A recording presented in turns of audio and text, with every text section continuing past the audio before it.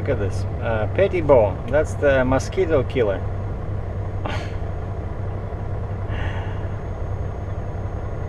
But this guy, the back of his trailer has rails. So the railroad wheels sit on the rails. So it's a specialized trailer. So this guy probably works for these, for the company. Ah, interesting. I'm trying to leave a Petro Pass truck stop in Lively or Sudbury, Ontario. So I'm driving empty. From here it's 436 kilometers to Cambridge.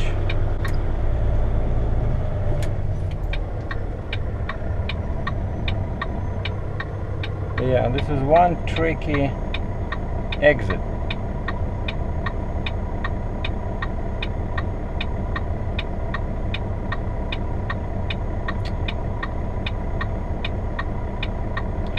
But what the guy with the mosquito killer machine should have used was the middle lane. There's a lane in the middle.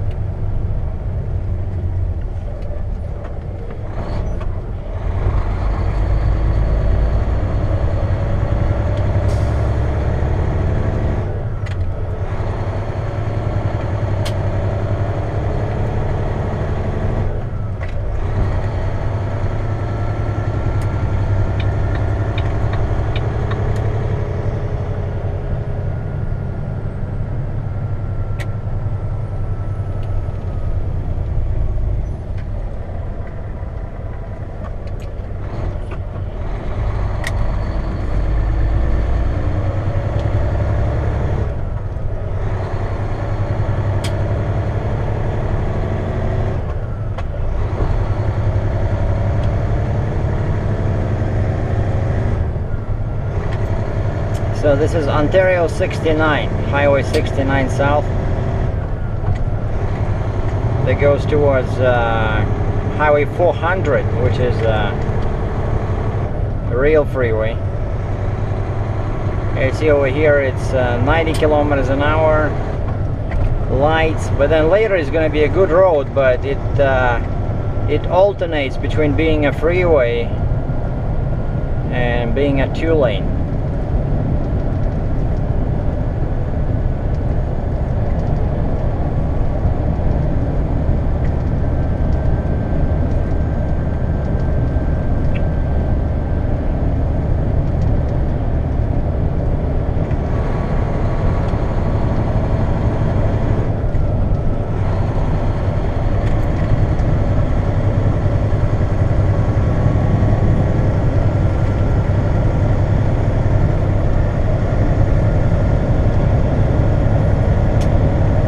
Like it's about to rain.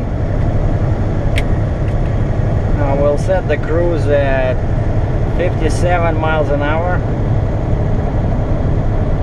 which is what, 92, 91 k an hour, and we should be safe.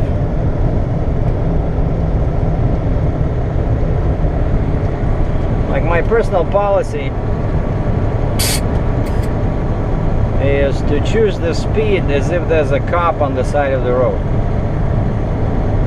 That's why I never get speeding tickets. So you always assume the big brother is watching. Well, it's hard to do in a Dodge Ram with the 5.7 liter V8, but in a Mac with 410 gears, this is easy. I see 56, 57, so who's gonna give me a ticket? Nobody.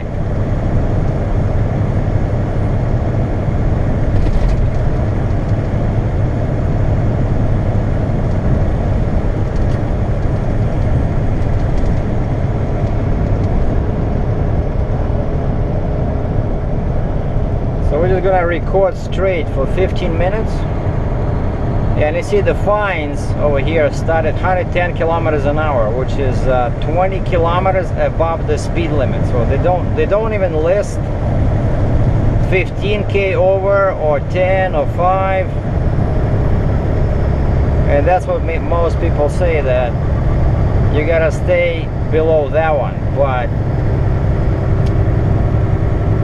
I know that in actual practice, they start looking at you closely once you go over 15k an hour. Like, let's say if there's a cop sitting on the side of the road and you pass him or her and the speed limit is 90 but you're doing 105, so that might warrant some attention.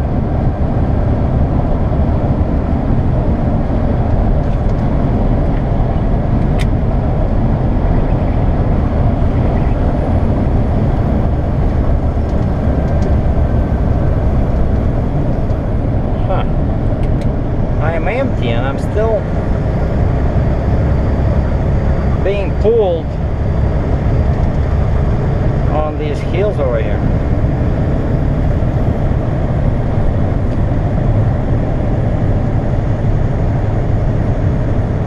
And down here they have the word road or street in two languages. You will see like CH, then the name of the road, and then RD, road. So CH is what?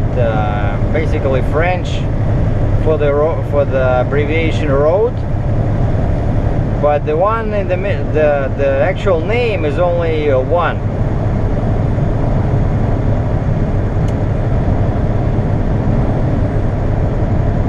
And that's what I wanted to show you guys. I already made a bunch of videos about Northern Ontario, but just kind of looks like Montana, only like a smaller version of the American Montana. This is great for a cut trip, you know, when it's warm. But winters here are brutal. Like this far north of Toronto, if it's let's say +5 Celsius in Toronto, or what is that, like 45 F, over here it would be snowing, it'll be ice everywhere, and it'll be like -10 easy, because I'm that far north. So 4.5 hours, it makes a big difference. Look at that, lakes. Oh, and over here, you know, probably my favorite tree is favorite tree of most Russians is birch, B-I-R-C-H, birch, bereza. And you don't see them in Canada unless you go north, like here. See, there's lots of birches. That white tree with black marks, that's my Russian tree.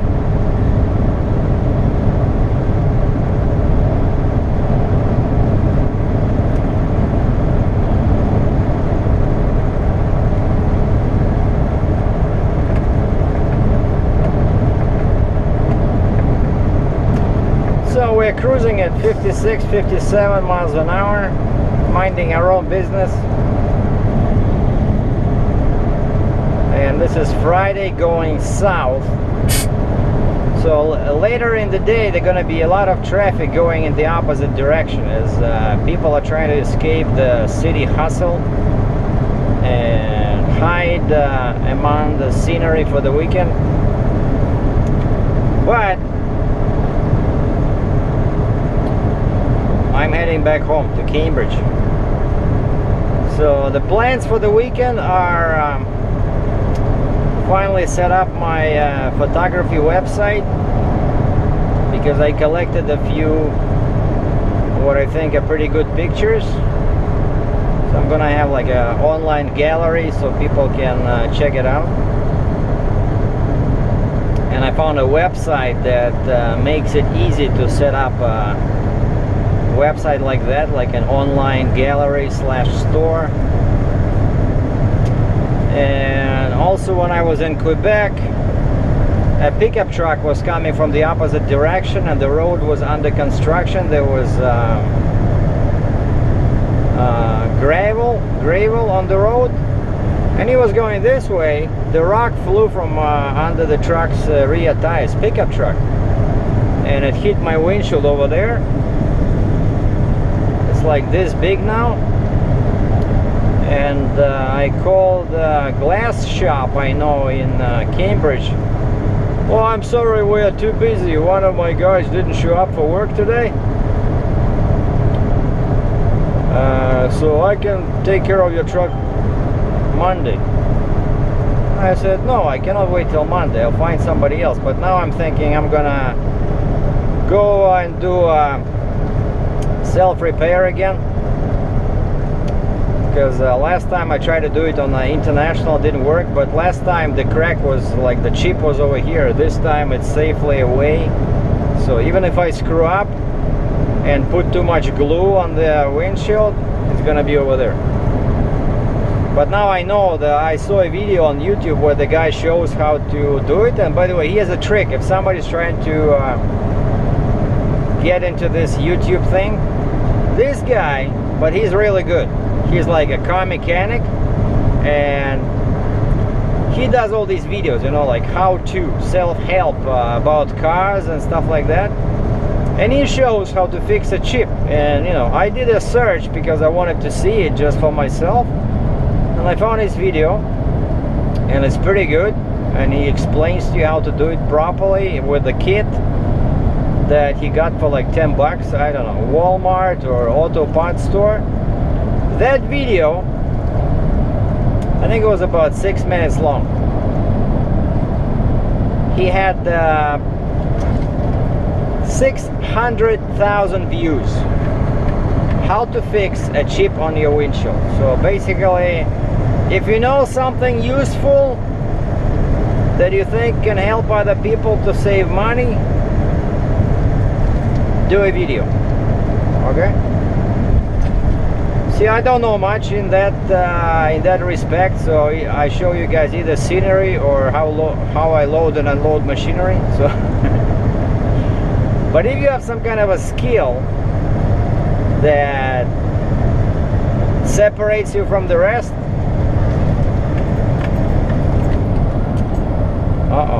now we're gonna jump. No, I always see this when they have these tracks on the asphalt,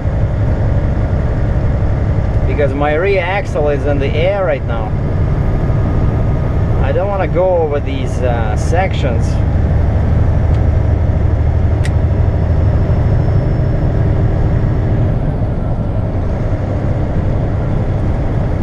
I see, I can see another one right away on the bridge, but I cannot change lanes.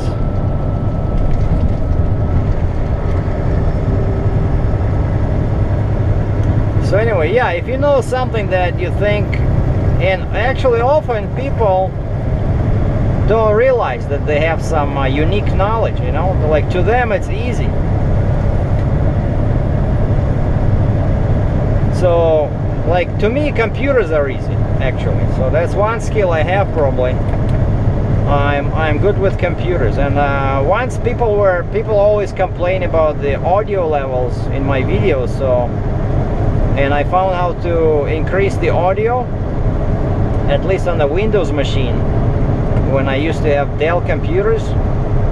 And so I just did a simple video where I show how to go in the menu, which to me is like really ridiculous, you know, like I thought, who would want to watch this video? So I just did a video where I show how to increase your sound, like the sound coming from your speakers, and if you have a Windows machine. Jesus, people were so happy, you know, like people leave comments, oh thank you very much, this, you know, really good tip.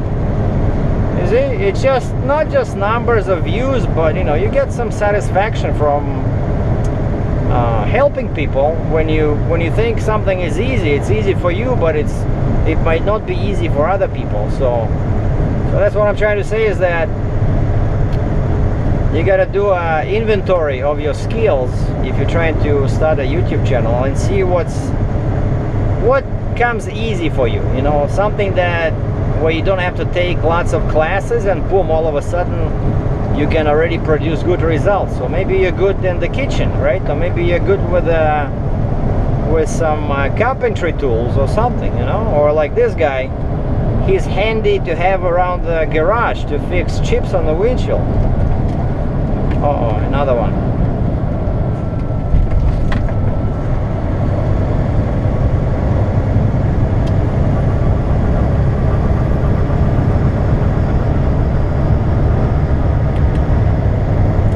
And just like I thought, it started to rain.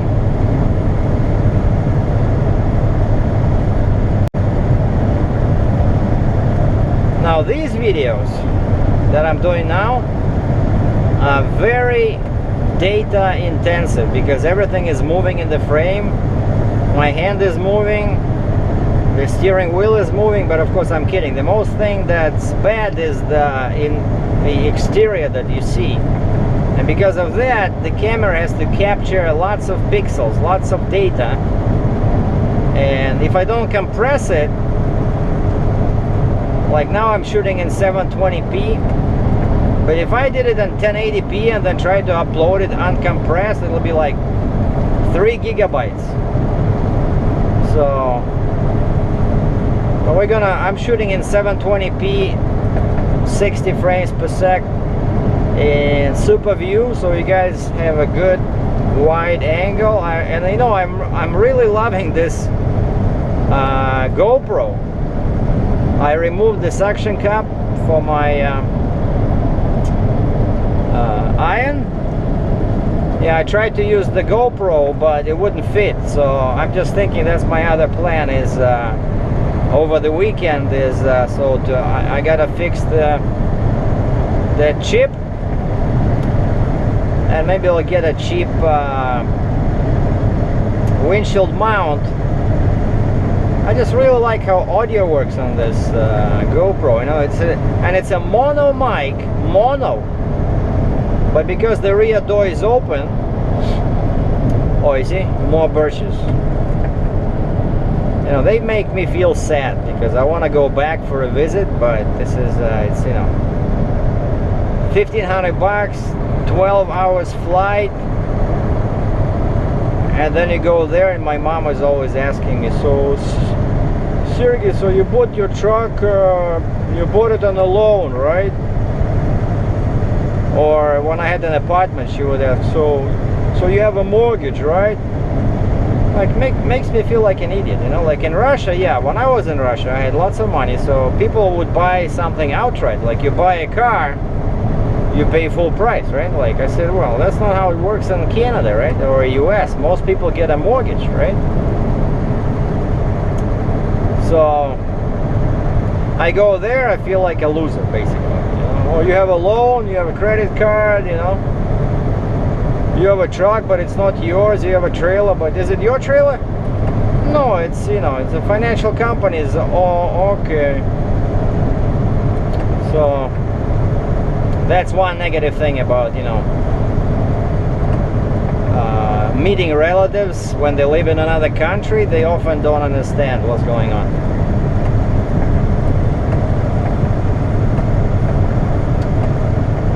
Uh-oh.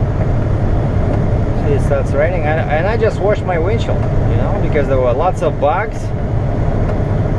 Yeah, that delivery was pretty scary.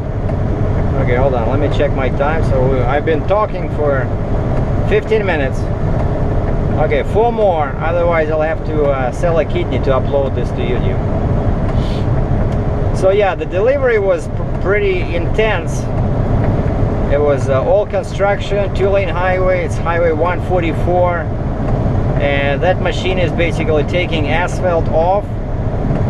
And there was lots of stop and go traffic because they had these, you know, construction lights set up where only one lane is open. It took me forever to reach that site. The guy gave me a map, put a cross on it here. So I think I was in an area called Half Lake. Half Lake is like the name of the lake. Half Lake. I think the other half disappeared, so they call it Half Lake. Half Lake, Ontario. And and that Highway 144, it connects Sudbury and Timmins.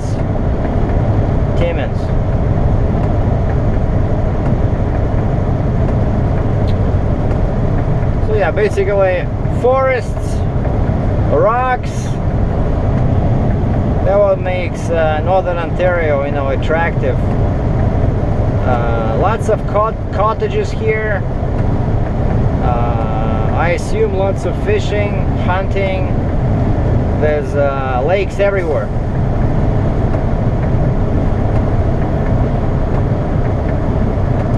But also lots of mosquitoes.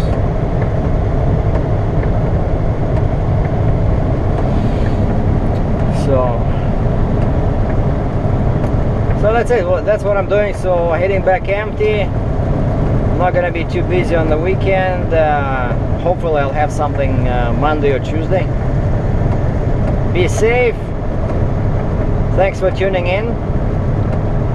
I'm Sergei DRATCHEV, Heavy Haul TV.